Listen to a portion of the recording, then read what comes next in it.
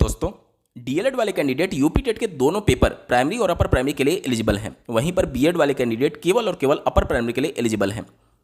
NCET की guideline के हिसाब से बीएड वाले कैंडिडेट प्राइमरी और अपर प्राइमरी के लिए दोनों के लिए पात्र मान लिए गए थे। बहुत सारे बीएड कैंडिडेट बीएड के बेस पर प्राइमरी का टेट क्वालिफाई कर चुके थे। उसके बाद से माननीय सुप्रीम कोर्ट का जजमेंट आता है कि बीएड अब प्राथमिक के लिए एलिजिबल नहीं होगा।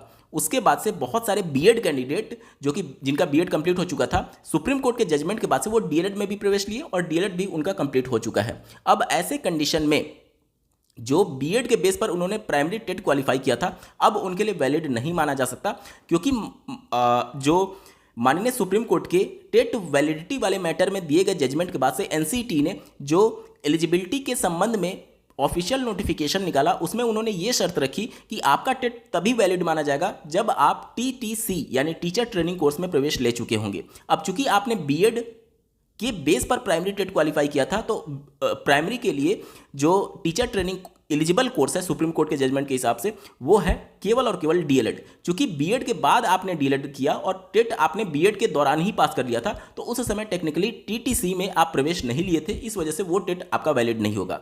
अब भविष्य में जाकर के कुछ स्थिति परिस्थिति ऐसी बनती है कि उत्तर प्रदेश में मान लेते हैं कि टीजीटी में भी मान लेते हैं कि अपर प्राइमरी का टेट लागू कर दिया गया। जैसे आप केवीएस में देखेंगे, एनवीएस में देखेंगे, हालांकि वहाँ पर परिस्थिति अलग है। केवीएस में 6 से 8 वाला कैडर और 9 से 10 वाले कैडर को मर्ज करके एक ही कैडर बना दिया गया है, इस वजह से वहाँ पर अपर प्राइमरी का टेट माना जाता है। उत्तर प्रदेश की स्थिति परिस्थिति थोड़ी सी अलग है, लेकिन इन फ्यूचर इस बात से इनकार नहीं किया जा सकता कि अगर दोनों को कैडर को मर्ज करके अगर एक ही कैडर बना दिया गया और वहां पर अपर प्राइमरी का टेट मांगा जाने लगा, उस कंडीशन में आज भले ही कोई कैंडिडेट डीएलएड के बेस पर प्राइमरी और अपर प्राइमरी के लिए दोनों के लिए एलिजिबल है, लेकिन स्थिति परिस्थिति अगर कुछ ऐसी बनी और उस दौरान जो टीचर ट्रेनिंग कोर्स माना जाएगा, अगर आप टीजीटी की बात करें तो वहां पर बीएड माना जाएगा। और उस कंडीशन में अगर कोई कैंडिडेट आज डीएलएड के बेस पर दोनों क्वालिफाई कर लिया है और डीएलएड के बाद वो बीएड किया और उस समय जब उसने अपर प्राइमरी का टेट क्वालिफाई किया था तब वो बीएड नहीं किया था, और मान लेते हैं कि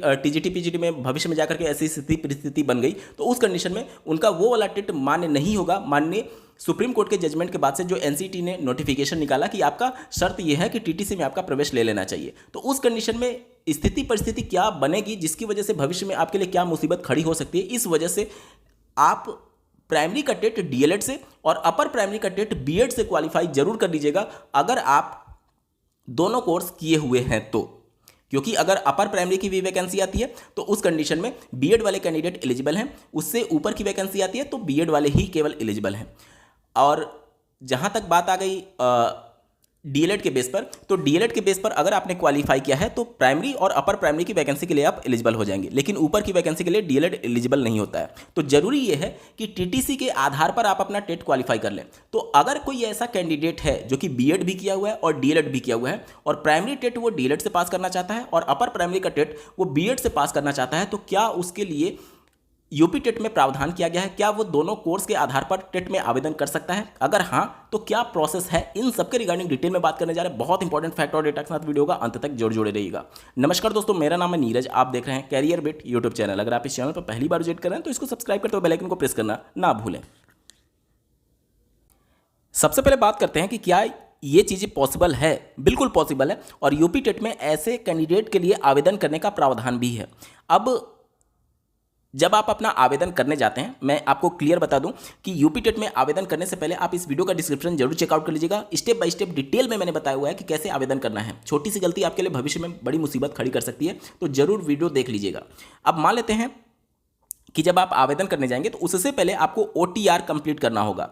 ओटीआर में, वन टाइम रजिस्ट्रेशन में, आपको कुछ डॉक्यूमेंट्स अपलोड करने के लिए बोले जा रहे हैं और उसके एकेडमिक जो आपके एजुकेशनल डिटेल हैं उनको सबमिट करना है, जैसे कि हाई स्कूल हो गया, इंटरमीडिएट हो गया, ग्रेजुएशन हो गया और ट्रेनिंग क्वालिफिकेशन जिसमें बीएड या फिर डीएलएड का डिटेल आपको सबमिट करना है।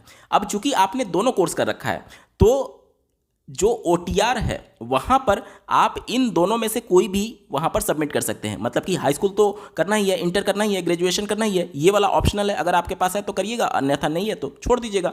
और जो ये ट्रेनिंग क्वालिफिकेशन है, इसमें आप या तो बीएड के या तो डीएलएड के किसी एक का ही डिटेल यहाँ पर सबमिट कर पाएंगे। तो जिसको भी आप चाहें वो यहाँ पर कर सकते हैं। ये ओटीआर का केवल प्रोसेस है, इसमें से बीएड या फिर डीएलएड कोई भी एक आप कर सकते हैं। यहाँ तक क्लियर हो गया? OTR कंप्लीट करने के बाद से जब आप यूपी टेट के लिए आवेदन करने जाते हैं तो वहाँ पर आप किस लेवल के लिए अप्लाई करना चाहते हैं ये आपसे पूछा जाता है, जिसमें या तो आप केवल प्राइमरी के लिए कर सकते हैं या तो केवल अपर प्राइमरी के लिए या तो दोनों के लिए कर सकते हैं। अगर आप दोनों के लिए अप्लाई करना चाहते हैं और एक डीएलएड से और एक बीएड से, तो आपको ये वाला विकल्प चुनना है, बोथ पेपर 1 एंड 2। जैसे ही इसको आप सेलेक्ट करेंगे उसके बाद से चूंकि आपने दोनों पेपर के लिए अप्लाई किया हुआ है तो दोनों पेपर का एसेंशियल क्वालिफिकेशन आपसे अलग अलग पूछा जाएगा। जैसे कि पेपर 1 के लिए ये सारे ऑप्शंस आपके लिए खुल जाएंगे। अब अगर आप पेपर 1 के लिए डीएलएड से अप्लाई करना चाहते हैं तो ये वाला विकल्प देखिए, अगर आपने उत्तर प्रदेश से डीएलएड किया हुआ है तो ये वाला विकल्प डीएलएड के लिए है, तो इसको आप सेलेक्ट करके आगे बढ़ेंगे। ठीक है, ये प्राइमरी के लिए। उसके बाद से जब आप पेपर 2 यानी अपर प्राइमरी के लिए आवेदन करना चाहते हैं तो वहां पर एसेंशियल क्वालिफिकेशन आपसे अलग पूछा जाएगा। अगर आप केवल और केवल डीएलएड के बेस पर दोनों में आवेदन करना चाहते हैं तो ये वाला विकल्प चुनेंगे, लेकिन प्राइमरी वाला डीएलएड के बेस पर और अपर प्राइमरी वाला बीएड के बेस पर आवेदन करना चाहते हैं तो यहां पर आप देख सकते हैं बीएड के लिए ये वाला कंडीशन दिया गया है, या फिर जो भी इनमें से एप्लीकेबल होगा आपके ऊपर, आपके कंडीशन के ऊपर, वो आप यहां पर सेलेक्ट कर लेंगे।